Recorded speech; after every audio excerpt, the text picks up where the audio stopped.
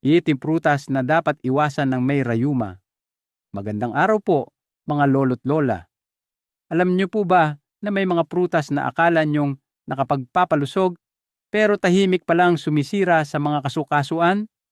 At may mga simpleng gulay sa palengke na mas masustansya pa kaysa sa mamahaling sarap ng sarap na pugad ng ibon? Kung kayo po ay may sakit sa tuhod o pangangalay ng buto, huwag palampasin ang video na ito. Ngayong araw, ibabahagi ni Dr. Antonio Reyes ang pudang prutas na dapat iwasan ng may rayuma at pimagulay na kayang magpatibay ng buto at magpahaba ng buhay. Kung gusto nyong malaman agad ang mga bahagi ng video, i-comment po ang numerong 1. At kung mahal nyo ang kalusugan ninyo, mag-subscribe po sa Buhay Malusog Senior PH dahil bawat araw na kayo'y nanonood ay isang hakbang tungo sa mas mahaba, mas masayang buhay. Seto prutas na dapat iwasan kapag masakit ang kasukasuan. Mga lolo't lola, alam niyo po ba na minsan ang sakit ng tuhod o balakang ay hindi lang dahil sa edad o panahon? May mga prutas na akala nating masustansya, pero kapag sobra o maling oras kinain, ay nagpapalala pa ng pamamaga ng kasukasuan. Kaya sa bahaging ito, alamin natin ang kulang prutas na dapat iwasan kapag masakit ang tuhod at paano pa rin natin maa-enjoy ang benepisyo nito sa tamang paraan. Ka-healthy ang orange sa vitamin C. Pero alam niyo po ba na kapag iniinom ito ng walang laman ang tiyan, maaaring tumaas ang acid sa dugo? Ang citric acid ng orange ay nakakatulong laban sa sipon. Ngunit sa mga may arthritis, nakakapagpapalala ng pamamaga ng tuhod. Ang juice ay dapat inumin pagkatapos kumain at hindi araw-araw. 2 hanggang 3 beses sa isang linggo ay sapat na para makakuha ng vitamin C nang hindi sumasakit ang kasukasuan. 2 pakwan matamis at nakakapreskong pakinggan ang pakwan. Ngunit kapag sumusobra, maaaring mawala ang balanse ng kalyum at magnesyo sa katawan. Kapag mababa ang mga mineral na ito, madalas tayong manigas ang binti o makaranas ng chuot root tuwing gabi. Kaya ang pakwan ay dapat kainin sa umaga o tanghali lamang. Huwag gawing pang midnight snack. Sapat na ang 2 hiwa isang araw, 3 beses sa isang linggo para manatiling masigla ang mga buto. 3 tubig ng niyog.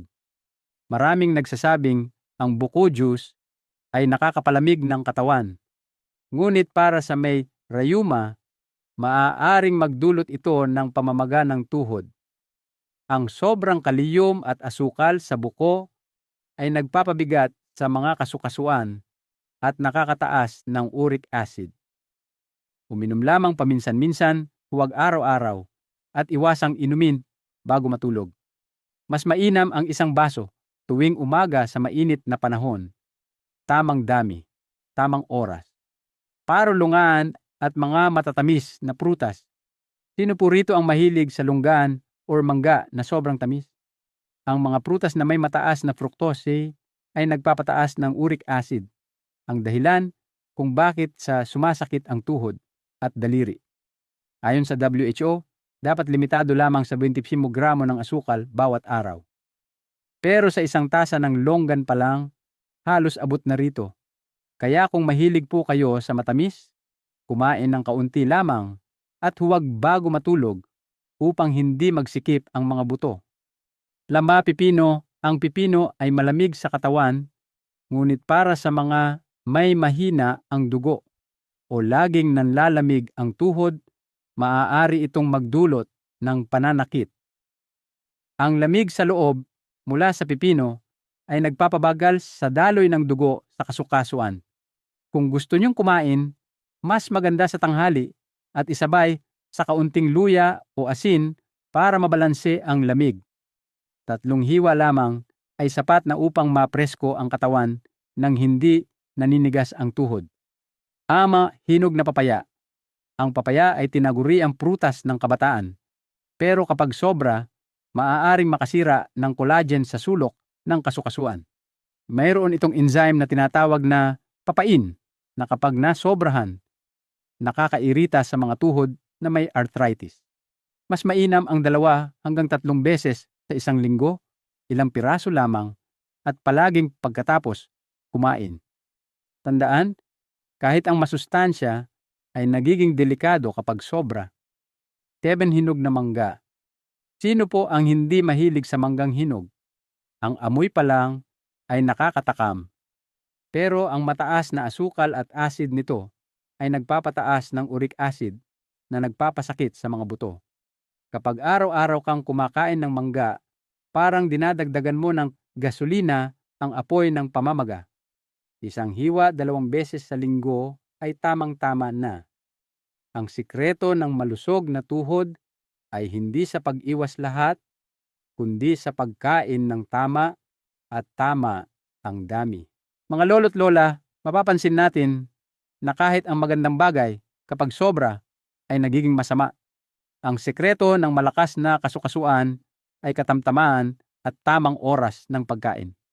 Ngayon, tuloy po tayo sa 5 uri ng gulay na mas karaniwan kaysa sa pugad ng ibon, ngunit nakakatulong na palakasin ang mga buto, mapanatiling malusog ang puso, at mabuhay ng matagal. 5 gulay na mas masustansya pa kaysa sa sarap ng balin sa sayaw. Uno panimula mga lolo't lola, naisipin nyo na ba na hindi kailangang mamahaling pagkain para maging malusog? Ang mga simpleng gulay sa bakuran ay gamot na bigay ng Diyos para sa ating mga senior. Bawat piraso ng gulay, kapag niluto ng tama, ay makakatulong sa matitibay na buto, maayos na presyon, malinis na atay at masayang isip. Ngayon, ibabahagi ko ang 10 uri ng gulay na mas masustansya pa kaysa sa toyen, tunay na biyaya, para sa mga may edad 60 pataas. Duang ngot ng sayote. Unang gulay ang ngot ng sayote, paborito sa mga lugar na mabundok tulad ng Baguio at Tagaytay. Ang mga dahon nito ay puno ng vitamin C, potassium, magnesium at zinc.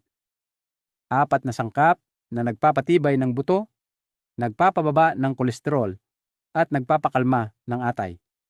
Mayaman din ito sa fiber na nagpapaganda ng panunaw at nagpapagaan ng katawan. Kung kakain ng sayote 3 beses sa isang linggo, mararamdaman ang gaan ng tuhod at ganda ng tulog. Pinakamainam itong ilaga o igisa sa bawang ng mabilis lamang para hindi mawala ang vitamina C. Kapag berde pa at malutong ang hitsura, iyon ang tunay na pugad ng berdeng ibon ng kalusugan. 3 dahon ng kamote, ikalawa ang dahon ng kamote. Mura, madaling hanapin, ngunit napakayaman sa kabutihan. Taglay nito ang polyphenol at soluble fiber na naglilinis ng dugo, nagpapababa ng asukal, at nagtutulak ng regular na pagdumi. Ang mga senyor na kumakain nito ng 3 sa 4 na beses sa isang linggo ay mas magaan ang pakiramdam at bihirang constipated. Tumutulong din ito sa atay upang maalis ang lasong nasa dugo at magmukhang presko ang kutis. Isang mahalagang paalala, huwag itira o iinitin kinabukasan dahil maaaring maglabas ng nitrate na masama sa dugo. Lutuin at kainin habang mainit, saka ito nagiging tunay na gamot. Par lemon basil ikatlo ang lemon basil o oregano, maliit na dahon na tila karaniwang pampalasa lamang, ngunit napakahalaga para sa mga may ubo at mahina ang baga. May laman itong carbacril at thymol na natural na antibiotic, pampatanggal ng plema at pampaluwag ng paghinga. Kung inuubo, maghurno lamang ng ilang dahon kasama ng kaunting asukal na pula o pulot at inumin habang mainit. Kapag ginamit ito araw-araw, mas lilinaw ang boses at lalakas ang resistensya. Isang paalala ng Diyos na ang gamot minsan ay nasa halaman lang na nasa harap ng ating bintana. Ligong mustasa ng bundok. Ika-4 ang mustasa ng bundok o kaimeo na galing pa sa mga malalamig na kabundukan ng Hilaga. Bahagyang mapait ang lasa nito, ngunit ito ang gintong gulay para sa mga senior. May taglay na calcium, iron, vitamin K, at vitamin E na nagpapatibay ng buto, nagpapababa ng pamamaga ng kasukasuan, at nagpapabuti ng daloy ng dugo. Ang vitamin K ay tumutulong para mas ma-absorb ang calcium, habang ang vitamin E ay lumalaban sa pagtanda ng selula. Ang mga kumakain ng mustasa 2-3 beses sa isang linggo ay mas magaan ang katawan at mahimbing ang tulog. Igisa lamang ito sa bawang o pakuluan ng bahagya upang mapanatili ang kulay at sustansya.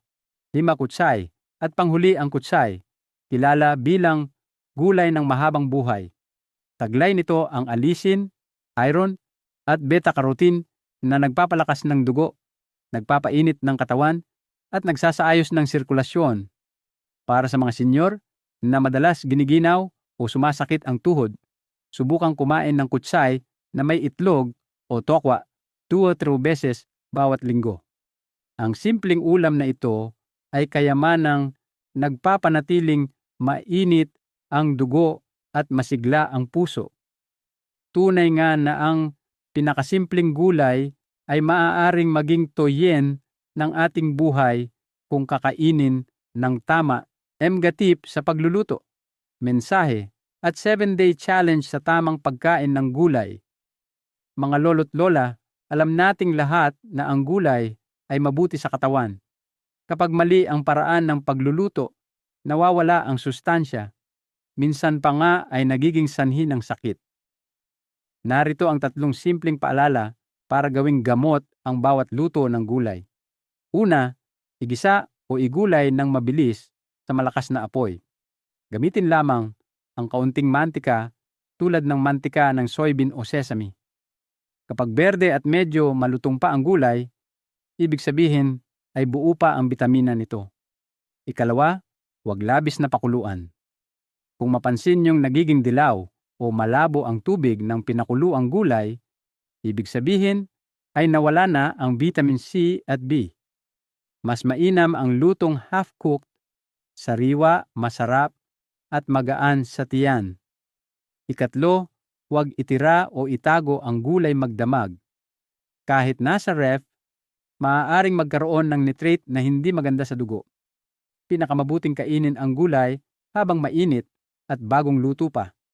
Ang sikreto, kumain ng hindi bababa sa 300 gram gulay bawat araw.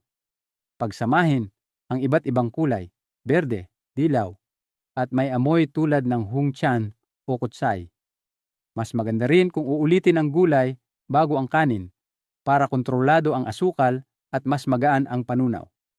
7-day challenge. Sa loob ng 7 araw, pumili ng isa sa 5 gulay na tinalakay: susu, kamote tops, hungchan, mustasa o kutsay. Lutuin ng tama, kainin agad, at huwag i-reheat. Mapapansin nyo, mas magaan ang katawan, mas mahimbing ang tulog, at mas masigla ang tuhod. Kung narating nyo po ang bahaging ito, magkomento ng paborito nyong gulay o karanasang nakapagpagaling sa inyo. Tandaan, ang tamang pagkain ng gulay ay simpleng sikreto ng mahabang buhay at masayang puso.